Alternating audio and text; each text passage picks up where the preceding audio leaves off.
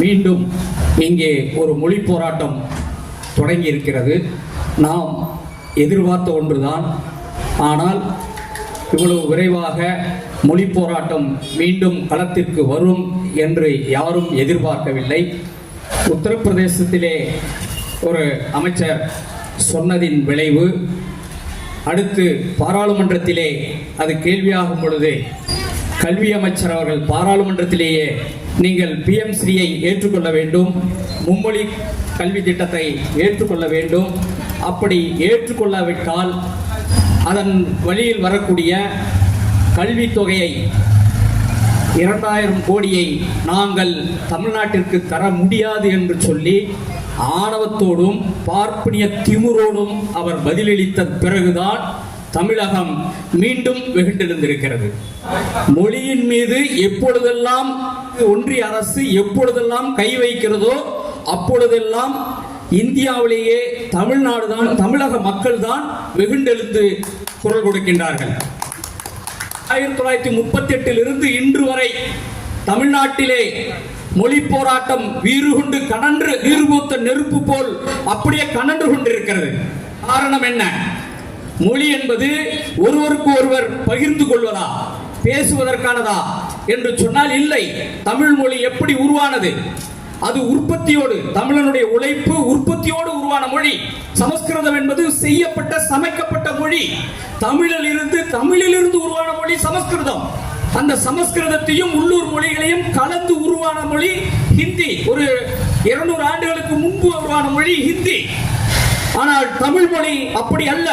அது தமிழர்களுடைய உற்பத்தியோடு உழைப்போடு இயற்கையோடு வளர்ந்த மொழி. எனவேதான் மனிதனிடத்திலிருந்து உழைப்பை பிரிக்க முடியுமா? மனிதனிடத்திலிருந்து உற்பத்தியை பிரிக்க முடியுமா? அப்படித்தான் தமிழனிடத்திலிருந்து தமிழனுடைய உற்பத்தியோடு அவனுடைய உயிரோடு உடலோடு இரத்த நாளங்களோடு பிறந்த அன்னை தமிழை தமிழன் மத்தியிலிருந்து பிரித்துவிட முடியுமா என்று சொன்னால் முடியாது என்பதுதான் 100 ஆண்டு கால வரலாறு, போராட்ட வரலாறு. மீண்டும் அதை அவர்கள் தட்டி எழுப்பியிருக்கின்றார்கள். காரணம் என்ன? காங்கிரஸ்காரர்கள் தொடங்கி இன்றைக்கு வரை இந்தி எதிர்ப்பு இருக்கிறது என்று சொன்னால் அது அந்த காலத்திலே காங்கிரஸ் என்கின்ற பெயரின் வழியாக வந்தது பார்ப்பனியம். அன்று 2000 ஆண்டு காலமாக தமிழ் சமூகத்தின் மீது தன்னுடைய ஆதிக்கத்தை நிலைநிறுத்திக் கொண்டிருக்கிறது பார்ப்பனியம். இந்த பார்ப்பனியம் இந்த நாட்டிற்குள் வரும் பொழுது மொழி கிடையாது, அவர்களுக்கு உண்ண உணவு கிடையாது, தங்க இடம் கிடையாது. அத்தனையும் இந்த மண்ணிலே பெற்றுக்கொண்டு இந்த மண்ணை ஒரு பார்ப்பனிய ஆதிக்கத்துக்கு உட்பட்ட ஒரு ஆரிய இந்தியாவாக, ஆரிய பாரதமாக மாற்றுவது அவருடைய கனவு. 100 ஆண்டு கால திட்டம். அந்த 100 ஆண்டு கால திட்டத்தினுடைய வெளிப்பாடுதான் 1938 தமிழ்நாட்டிலே காங்கிரசின் பெயரிலே ஒளிந்து கொண்டு RSS பார்ப்பன கூட்டம் 1938 காங்கிரஸ் கூடாரத்துக்குள் ஒளிந்து கொண்டு ஹிந்தியை திணிக்க முயற்சித்தது. அன்றைக்கு கொடுத்த அடி மீண்டும் அவர்கள் என்ன செய்யல, அந்த மொழியை பற்றி பேசல. அதுக்கப்புறம் 48 முயற்சி பண்ணாங்க, அப்பொழுதும் நடக்கல.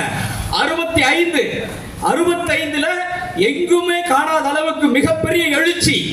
நூற்றுக்கணக்கான இளைஞர்கள், மாணவர்கள், தொழிலாளர்கள், பெண்கள் என்று அவ்வளவு பேர் அந்த போராட்டத்திலே பங்கு பெற்று 100க்கும் மேற்பட்டவர்கள் சுட்டுக் கொல்லப்பட்டு பல பேர் தன்னுடைய தேக்குமர தேகத்தை பெட்ரோல் ஊற்றி மண்ணெண்ணெய் ஊற்றி தீயிட்டு கொளுத்தி தங்களை இழந்து இந்த மொழியை பாதுகாத்து நம்மிடம் இப்பொழுது நம் கையில் அதை கொடுத்திருக்கிறார்கள். அப்படி தமிழ்நாட்டிற்கு ஒரு 100 ஆண்டு கால போராட்ட வரலாறு இருக்கின்றது. எனவேதான் அவர்கள் இந்த மொழியை அழிப்பதன் வழியாக இந்தியா முழுமைக்கும் ஒரே மொழி, ஒரே தேசம் என்பது உருவாக்க வேண்டும் என்பது RSS 100 ஆண்டு கால கனவு. அந்த RSS உருவானது எதற்காக? இந்தியா முழுக்க இருக்கக்கூடிய இந்துக்களை பாதுகாப்பதற்கா? இந்துக்களுக்கான ஒரே கட்சியாக RSS பிஜேபியும் தன்னை அடையாளப்படுத்திக் கொண்டிருக்கிறார்களே, அந்த RSS பிஜேபியும் தொடங்கப்பட்டதனுடைய காரணம் என்ன? இந்துக்களை பாதுகாப்பதற்கா? இல்லை.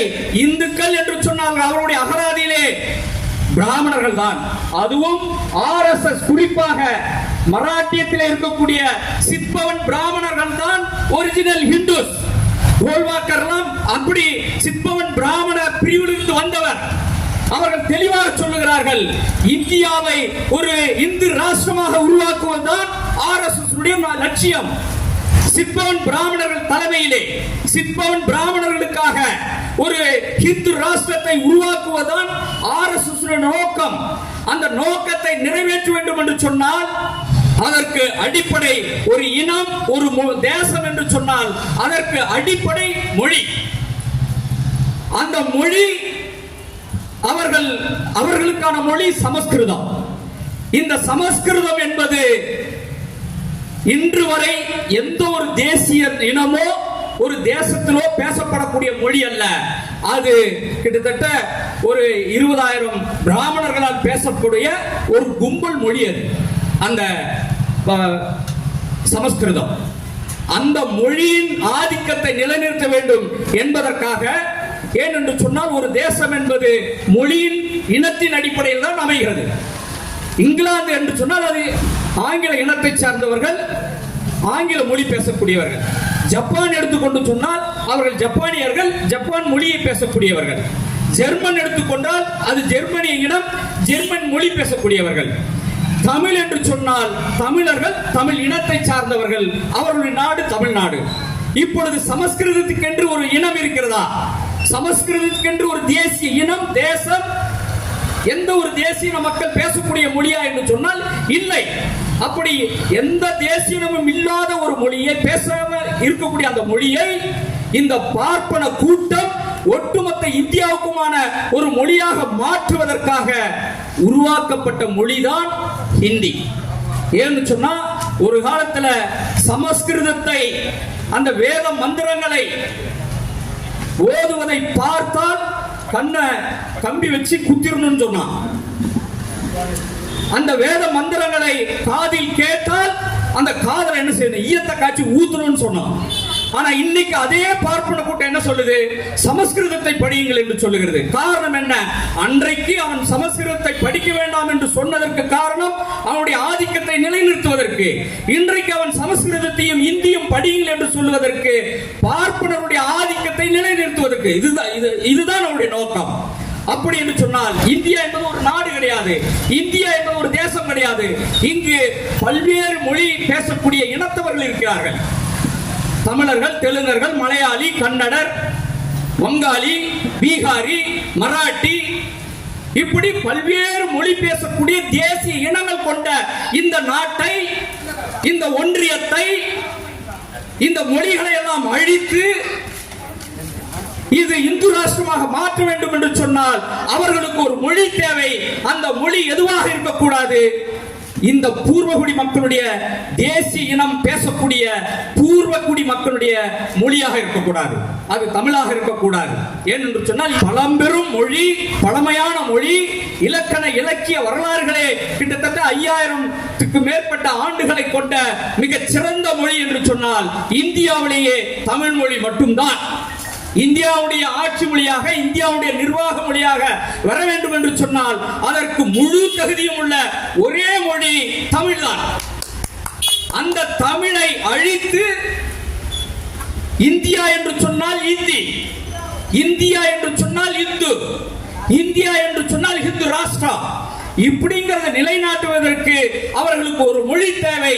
அதை நிலைநிறுத்துவதற்காகத்தான் அவர்கள் ஆர்எஸ்எஸ் என்ற ஒரு அமைப்பை தொடங்கி இந்தியாவில் இருக்கக்கூடிய அனைத்து மொழியையும் அழித்து, இந்தியாவில் இருக்கக்கூடிய அனைத்து தேசிய மக்களுடைய பண்பாட்டை அழித்து ஒரு பார்ப்பன தேசமாக, இந்து ராஷ்டிரமாக உருவாக்க வேண்டும் என்ற திட்டத்தின் நோக்கம்தான் அன்றைக்கு காங்கிரஸ்குள்ள இருந்துகிட்டு அந்த வேலையை செஞ்சாங்க.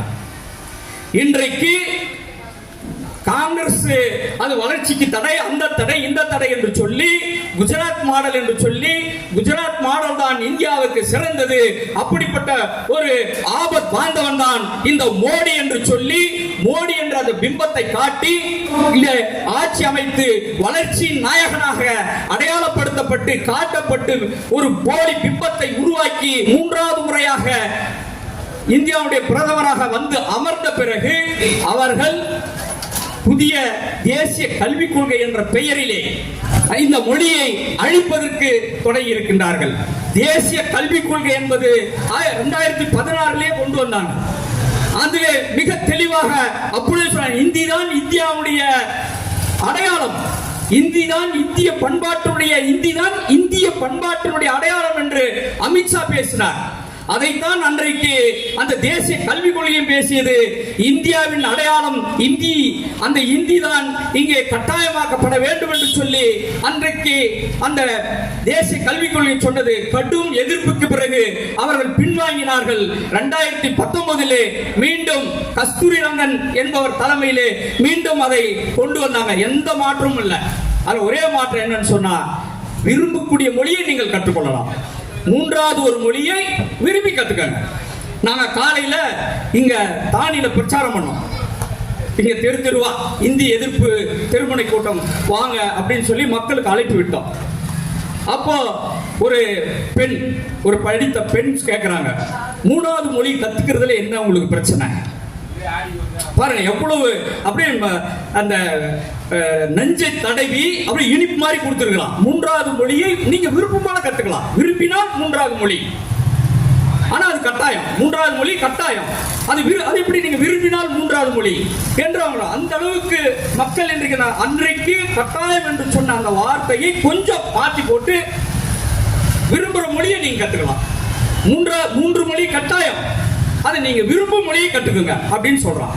அப்ப விரும்பும் மொழி என்று சொன்னால் நாம வெளிநாட்டுக்கு போறோம், ஆனா ஜெர்மன் மொழி கத்துக்கலாம், பிரெஞ்சு மொழியை கத்துக்கலாம் முடியுமா?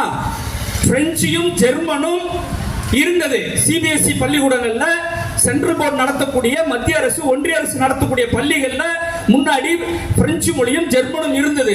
அதை தூக்கிட்டு தான் சமஸ்கிருதம் கொண்டு வந்துட்டான். இன்றைக்கு சமஸ்கிருதம் தான் கட்டாயமாக்கப்பட்டிருக்கு.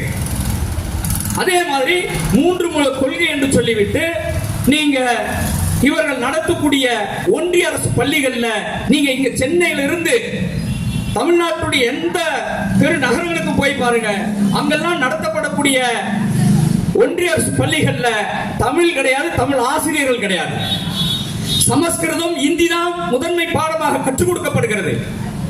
அப்ப நம்ம குழந்தைகளை நாம் போய் சேர்க்கிறோம்னு வச்சா அங்க ஏதோ ஒரு மொழியை நமக்கு, இந்த விருப்ப மொழி எங்களுக்கு மலையாளம், இல்ல எனக்கு மராட்டி நான் படிக்கிறேன் அப்படின்னு சொன்னா, மராட்டிக்கோ மலையாளத்திற்கோ அங்க ஆசிரியர்கள் கிடையாது. ஆனால் யாருக்கு, எந்த மொழிக்கு ஆசிரியர்கள் அங்க உருவாக்கி வச்சிருக்காங்க, ஹிந்திக்கு ஆசிரியர்கள் தயாரா இருக்கிறாங்க ஒன்றிய அரசு பள்ளிகள்ல. அப்ப நம்ம என்ன செய்வோம், இயல்பா சரி அது ரெண்டும் கிடைக்கல, ஹிந்தி இருக்குது, ஹிந்தி படிச்சுக்கலாம் அப்படின்ட்டு நம்மளையே முடிவெடுக்க வைக்கிறது இருக்குல்ல. முடிவெடுப்பு வைப்பதற்கான எல்லா வகையான வாய்ப்பையும் அந்த பள்ளிகள் உருவாக்கி வச்சுட்டாங்க. ஹிந்திக்கு தான் ஆசிரியர்கள் இருக்காங்க, வேற எந்த மொழிக்கும் அங்கே ஆசிரியர்கள் கிடையாது. இதை தெரிந்து கொள்ளாமல் நாம் இங்க என்ன செஞ்சிட்டு இருக்கிறோம், இங்க இருக்கக்கூடிய மக்கள் அவங்க 3 மொழி விருப்பமான மொழியை கத்துக்கன்னு சொல்றாங்கல்ல, அதுல இருந்து உங்களுக்கு பிரச்சனை அப்படின்றாங்க. ஆனா போய் பார்த்தா என்ன இருக்குது, இந்திக்கும் சமஸ்கிருதத்துக்கு தான் அந்த பள்ளிகளில் ஆசிரியர்கள் இருக்கிறார்கள், வேற எந்த மொழிக்கும் ஆசிரியர்கள் இல்லை. இது எவ்வளவு பெரிய நயவஞ்சகம்! இந்த நயவஞ்சகத்தை நாம் உணர்ந்து கொள்ள வேண்டும். இங்கே இந்த மக்கள் இதை உணர்ந்து கொண்டு இந்திக்கு எதிராக அணிதிரள வேண்டும் என்பதன் நோக்கத்திற்காகத்தான் இந்த தெருமுனை கூட்டம். எப்படியெல்லாம் இந்த பார்ப்பன கூட்டம், எப்படியெல்லாம் இந்த ஆர்எஸ்எஸ் கொலைகார கூட்டம் மக்களை ஏமாற்றி தன்னுடைய ஆதிக்கத்தை நிலைநிறுத்திக் கொண்டிருக்கிறது என்பதை நாம் விளங்கிக் கொள்ள வேண்டும். சமஸ்கிருதத்திற்கு அவன் ஒதுக்கக்கூடியது 670 கோடி ஆண்டுக்கு. ஆனால் இந்தியா முழுக்க, அதாவது தென்னிந்தியா முழுக்க இருக்கக்கூடிய மலையாளம், கன்னடம், தெலுங்கு, தமிழ் இதுக்கெல்லாம் சேர்த்து அவன் ஒதுக்கிறது வெறும் 120 கோடி.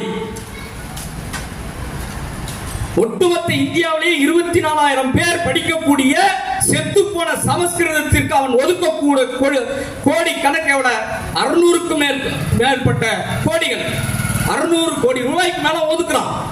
ஆனால் தமிழ்நாட்டில் மட்டும் 6 கோடி பேர் பேசக்கூடிய தமிழுக்கு அவன் ஒதுக்கக்கூடிய தொகை வெறும் 73 கோடி. இவர் தான் தமிழை வளர்க்க போறாராம். அது மட்டுமல்ல, இன்னொன்னு சொல்றாங்க, புதிய இந்த தேசிய கல்விக் கொள்கையில் தாய்மொழி கல்வி கட்டாயமாக்கப்பட்டிருக்கிறது என்று சொன்ன இது மோசடி.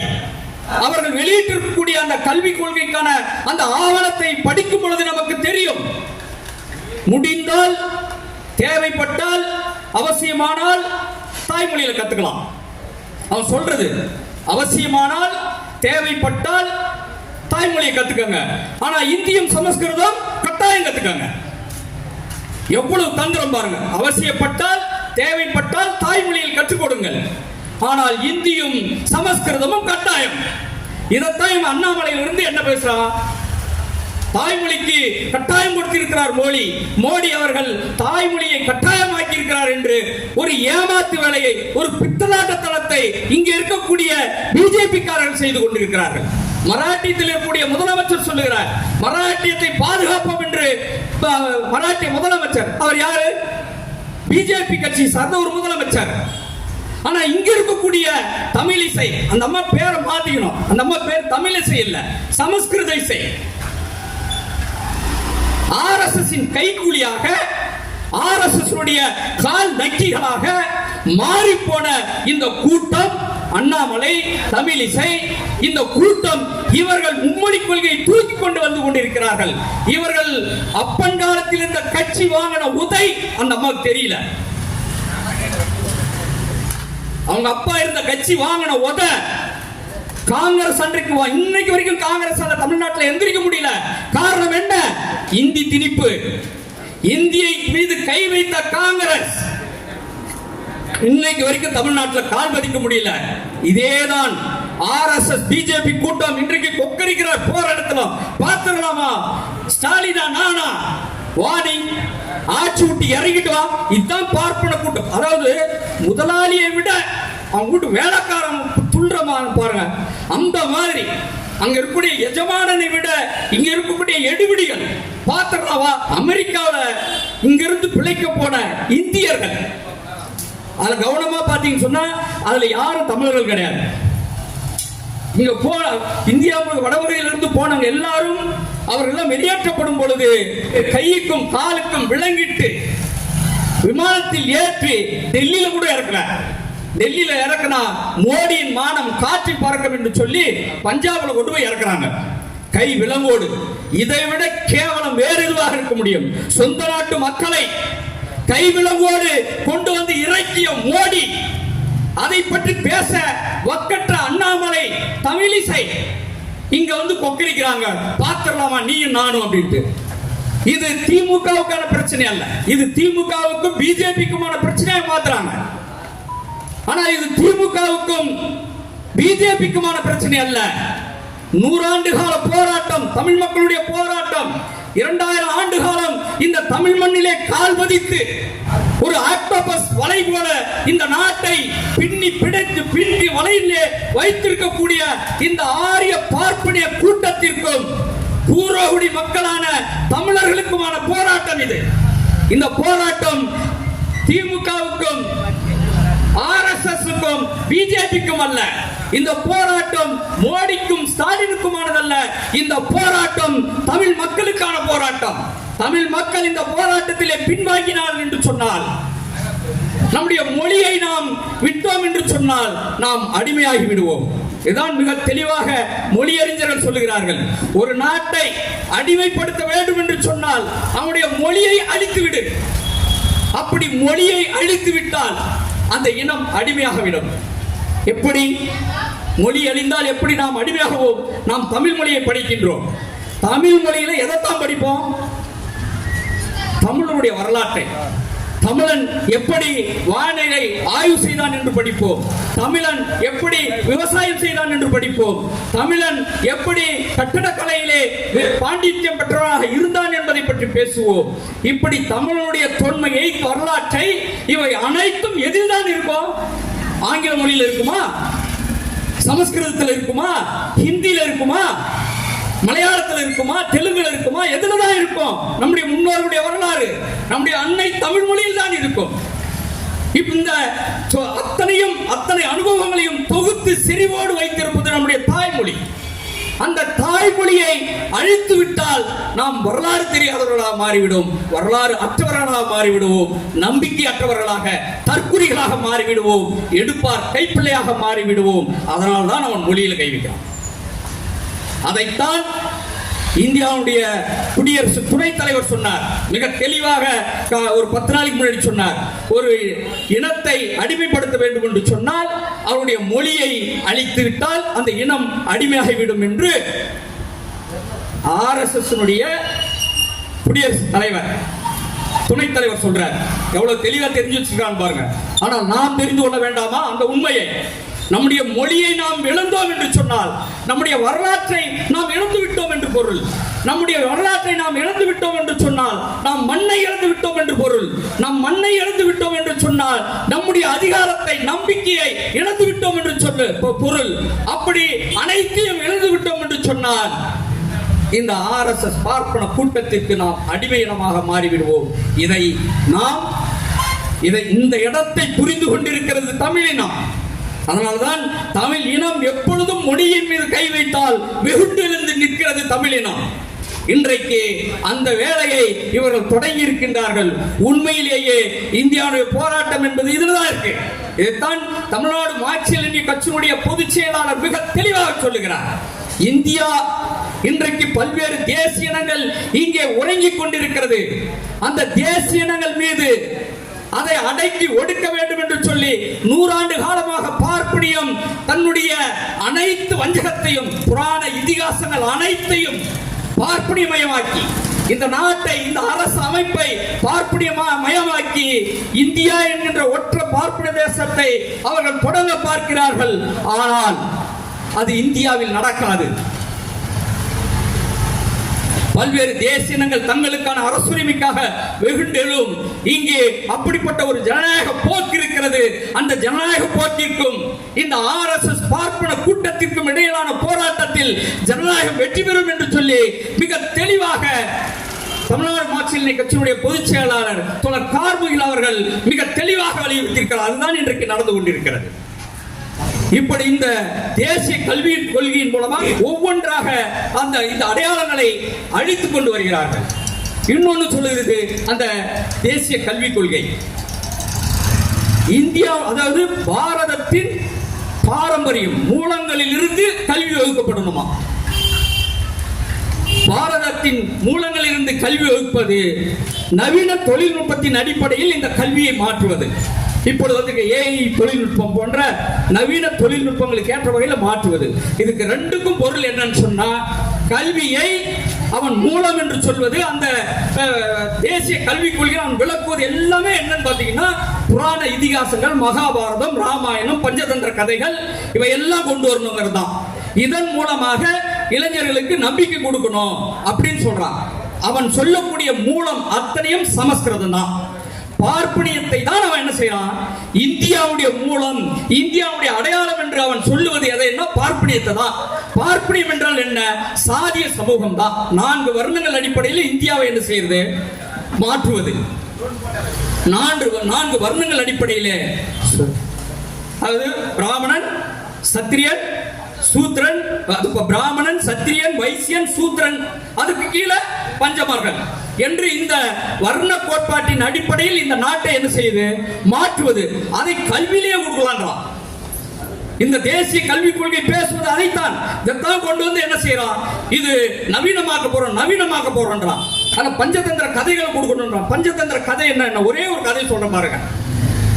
ஒரு துணி வெளுக்கிறவர் அவருடைய கழுதையில உப்பு வியாபாரம் பண்றதுக்கு எடுத்துட்டு போறார். உப்பு கட்டிய 2 கழுதையில உப்பு எடுத்துட்டு போறார்.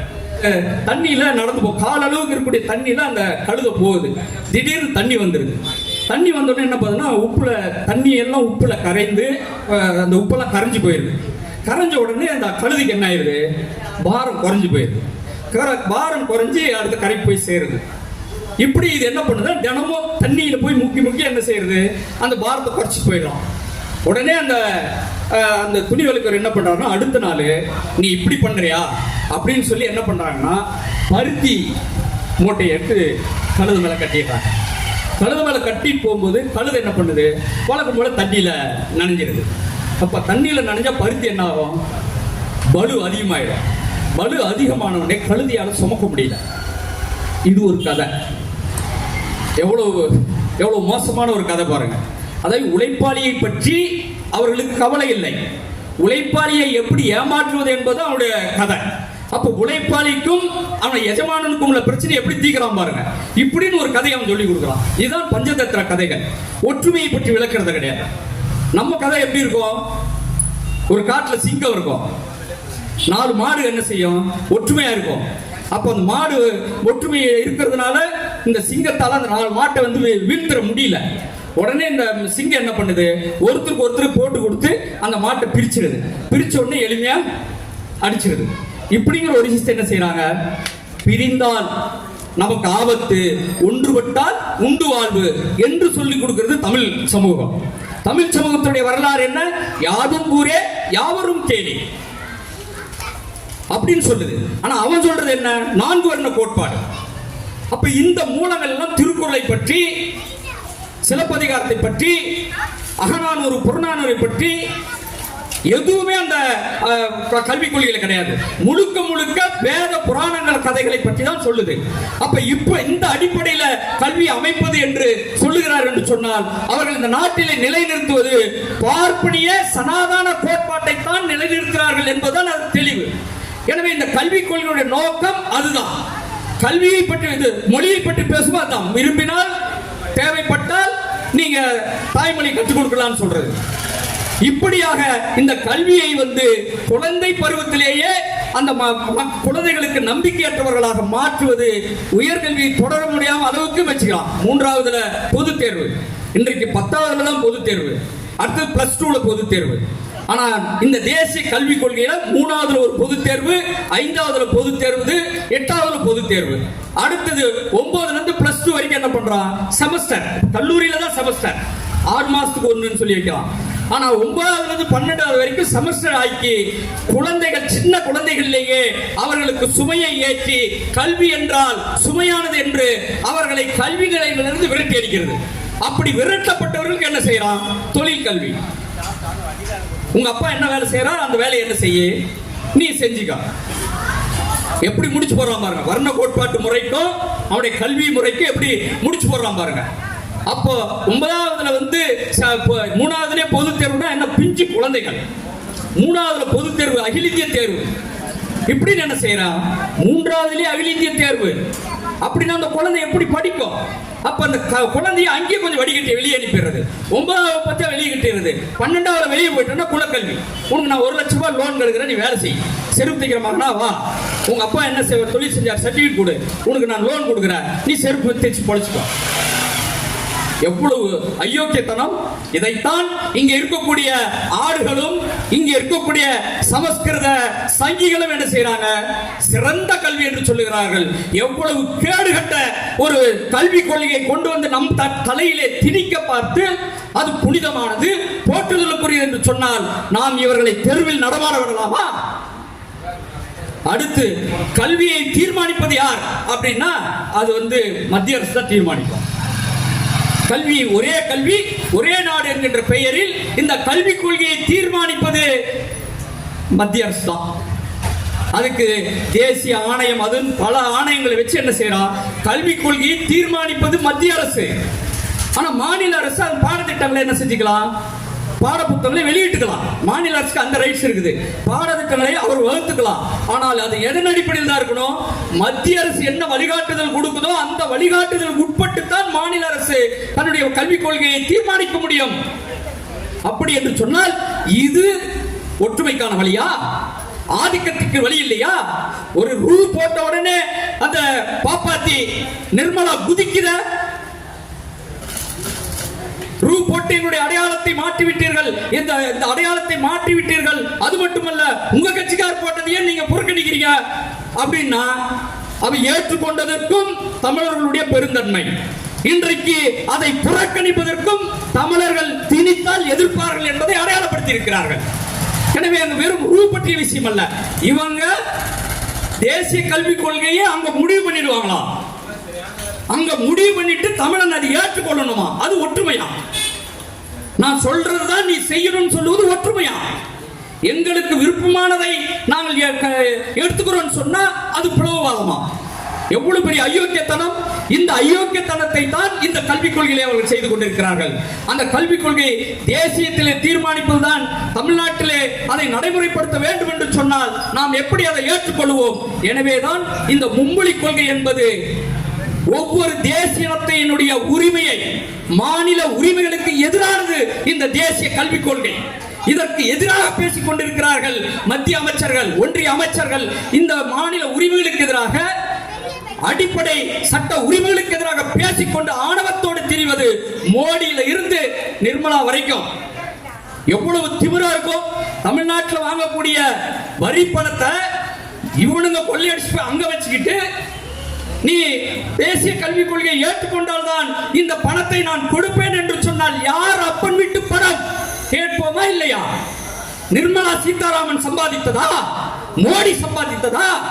தமிழனுடைய உழைப்பு, தமிழ் மக்களுடைய வரி பணத்தை வாங்கி கொண்டு எவ்வளவு திமிரோடு ஆணவத்தோடு இந்த கல்விக் கொள்கையை ஏற்றுக்கொண்டால் தான் நான் உனக்கு பணம் தருவேன் என்று சொன்னால் இதுதான் பிளவுவாதம், இதுதான் பயங்கரவாதம், இதுதான் மக்கள் ஒற்றுமைக்கு எதிரானது.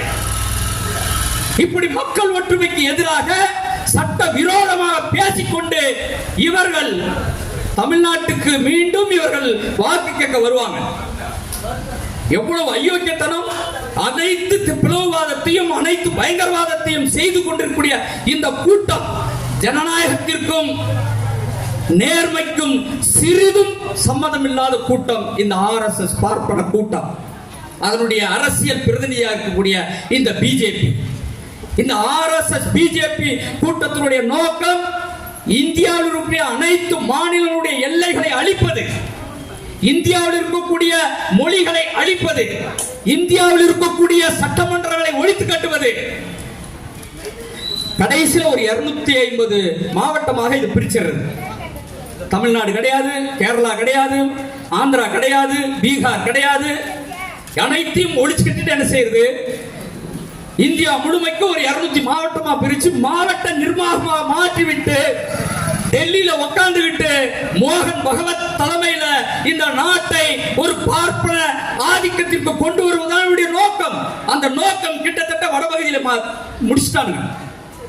மராட்டியத்துல லதா மங்கேஷ்கர் இருக்கும் பொழுது அவங்க கெஞ்சி கெஞ்சி கேட்டிருக்கிறாங்க, ஐயா என்னுடைய மொழியில ஒரு பாட்டை நான் இலவசமா நான் பாடி கொடுக்கிறேன்னு சொல்லி இருக்கிறாங்க லதா மங்கேஷ்கர். சிந்தித்து பாருங்கள், மராட்டிய மொழி எங்கே பேசப்படுகிறது? மராட்டியத்தில். மராட்டியத்தினுடைய தலைநகரம் மும்பை, தொழில் நகரம், இந்தியாவுடைய தொழில் நகரம், முக்கியமான நகரம், இந்திய பொருளாதாரத்தை தீர்மானிக்கக்கூடிய நகரம். அந்த நகரத்துடைய தாய்மொழி மராட்டி. அந்த மராட்டி மொழியிலே ஒரு பாடகர் சொல்லுகிறார், என்னுடைய தாய்மொழியில் ஒரு பாட்டை இலவசமாக பாடி தருகிறேன், அனுமதி கொடுங்கள் என்று கேட்கக்கூடிய அளவிற்கு ஒரு இழிந்த நிலைக்கு மராட்டியம் சென்றிருக்கிறது என்று சொன்னால் காரணம் அந்த மக்கள் இந்தியை ஏற்றுக்கொண்டதனுடைய விளைவு. போஜ்புரி மக்கள் ஒரு 10-20 ஆண்டுகளுக்கு மன்மோகன் சிங் காலத்திலேயே போஜ்புரி மாநிலத்தைச் சேர்ந்த ஒரு பெண் உத்தரப்பிரதேசத்து MP பாராளுமன்றத்துடைய நடு மண்டபத்தில் நின்று கொண்டு கதறி அழுதார், என் அன்னை தமிழ் போஜ்புரியை காப்பாற்றுங்கள் என்று கதறி அழுதார். காரணம் என்ன? அந்த மக்கள் இந்தியை ஏற்றுக்கொண்டார்கள், போஜ்புரி அழிந்து விட்டது, சத்தீஸ்கரி அழிந்து விட்டது, மகதி அழிந்து விட்டது. காரணம் என்ன?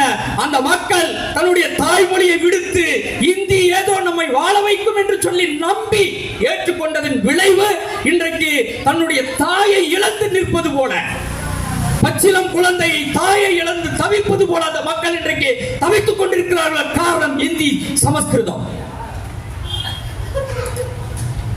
எப்படி அமெரிக்காவிலே இங்கிருந்து போன பிரிட்டிஷ்கார இங்கிலீஷ்காரன் நாங்கள் இந்தியாவை கண்டுபிடிக்க போறோம்னு சொல்லிட்டு அமெரிக்காவில் போய் இறங்கி அங்க இருக்கக்கூடிய செவிந்திய மக்கள் கை ஊப்பி வரவேற்றார்கள் அந்த ஆங்கிலேயர்களை. நம்மை வாழ வைக்க ஏதோ ஒரு புது உலகத்திலிருந்து வந்திருக்கிறாங்க சொல்லி அந்த மக்களை, அந்த வந்தேரிகளை இருகரம் கூப்பி வரவேற்றார்கள். அப்படி வரவேற்ற அந்த மக்களை பொங்கவிட்டு அவர்களை வெட்டி சிதைத்து அந்த இனம் இன்றைக்கு அடிமை இனமாக மாறி போயிருக்கிறது. அங்கிருக்கூடிய செல்வங்களை சூறையாடி இன்றைக்கு அந்த ட்ரம்ப்ல இருந்து அத்தனை பேர் வந்தேறி கூட்டம். அங்கிருக்கூடிய பூர்வகுடி செம்பிந்திய மக்கள் இன்றைக்கு அடிமை இனமாக சொந்த நாட்டிலேயே அகதிகளாக இன்றைக்கும் போராடி கொண்டிருக்கிறார்கள். ஒவ்வொரு முறையும் வாஸ்கோ ட காமாவுடைய அந்த நாளை கொண்டாடும் பொழுது அங்கிருக்கக்கூடிய செவ்விந்திய மக்கள் எங்கள் இனத்தை, எங்களுடைய மண்ணை இழந்து விட்டோமே என்று சொல்லி போராடி கொண்டிருக்கிறார்கள். அப்படித்தான் இந்த மண்ணிலே கைபர் போலந்து கணவாய் வழியாக வந்த இந்த RSS பார்ப்பன கூட்டம் இன்றைக்கு இந்த மண்ணுக்குள் புகுந்து கொண்டு இங்க இருக்கக்கூடிய சில அடுவிரிகளை, சில எடுபிடிகளை தன் வசம் வைத்துக் கொண்டு இந்த நாடு எங்களுக்கானது, இங்க இருக்கக்கூடிய மூலம் சமஸ்கிருத மூலம், இங்க இருக்கக்கூடியது வேத நாகரிகம் என்று சொல்லி கொக்கரித்துக் கொண்டிருக்கின்ற சொன்னால் இந்த மண்ணின் மைந்தர்கள் 5000 ஆண்டுகால இலக்கண இலக்கியத்திற்கு சொந்தக்காரன் தமிழன். அம்பேத்கர் மிக தெளிவாக சொல்லுகிறார், இந்தியாவை சொந்தம் கொண்டாடுவதற்கு இங்கு யாருக்கும் உரிமை இல்லை. அப்படி ஒரு உரிமை இருக்கிறது என்று சொன்னால் அதற்கு ஒரே ஒரு இனத்திற்கு தான் இந்தியாவை சொந்தம் கொண்டாட உரிமை இருக்கிறது, அது தமிழ் இனம் என்று சொல்லி அவர் மண்ணின் மைந்தர்களின் மறைக்கப்பட்ட வரலாறு என்ற புத்தகத்திலே மிக தெளிவாக அம்பேத்கர் எழுதி வைத்திருக்கிறார். அப்படி இந்த மண்ணின் மைந்தர்களாகிய நாம் நம்முடைய சொந்த தாய்மொழியை, அன்னை தமிழை நாம் இழந்து விட்டோம் என்று சொன்னால் செவ்விந்தியர்களைப் போல நாமும் அடிமை இனமாக மாறுவோம். அந்த அடிமை இனத்தை நாம் அப்படிப்பட்ட ஒரு அடிமை வாழ்வை வாழப் போகிறோமா, அல்லது 2000 ஆண்டுகால போராட்ட வரலாற்றுக்கு சொந்தக்காரர்களாக நாம் அடையாளப்படுத்த போகிறோமா? 38 நடந்த அந்த மொழி போராட்டத்தை மீண்டும் நாம் கையில் ஏந்தி இந்த RSS பார்ப்பன கூட்டத்தினுடைய இந்து ராஷ்டிர கனவை, சமஸ்கிருத இந்தி ஆதிக்கத்தை வேரோடும் வேரடி மண்ணோடும் வீழ்த்தப் போகிறோமா என்பதுதான் இன்றைக்கு நம் முன்னால் இருக்கக்கூடிய ஒரே கேள்வி. ஆனால் தமிழகத்து வரலாறு என்றைக்குமே ஜனநாயகத்தின் பக்கம் நின்ற வரலாறு, தமிழருடைய வரலாறு என்றைக்கும் நேர்மையின் பக்கம் நின்ற வரலாறு. அப்படி வரலாறு கொண்ட தமிழ் இனம் வெட்டி வீழ்த்தும் இந்த பார்ப்பனிய ஆதிக்கத்தை, இந்த சமஸ்கிருதத்தை, இந்தியை இந்த மண்ணிலிருந்து மட்டுமல்ல இந்தியாவிலிருந்து ஆக்க வேண்டும் என்று சொன்னால் தமிழ் இனம் விழித்துக் கொண்டால் போதும். தமிழ் இனம்தான் எழுதப் போகிறது பார்ப்பனியத்தின் முடிவுரையை என்று சொல்லி வாய்ப்புக்கு நன்றி கூறி விடைபெறுகின்றேன். 500 கோடி மக்கள், 450 கோடி மக்கள் உள்ள உலகம்னா அதுல நாமெல்லாம் காட்டு மராட்சி கீழ் மக்கள், ஈன ஜாதி மக்கள், ஆந்திர மக்கள் மேல ஜாதி, பொம்பளைகள் விவசாயி மக்கள். சாஸ்திரப்படி கடவுள் கட்டளைப்படி எவன் சிந்திச்சா அதனால மக்களிடத்துல பெரிய வேலை செய்ய வேண்டியது. பத்துக்கிட்டு போட்டு ஆகாது, மருந்து கிழங்கு கொடுத்து ஆகாது, கிழிக்கணும். மேஜர் ஆபரேஷன் பண்ணாதான் நம்ம சுற்றி உருப்படி ஆகும்.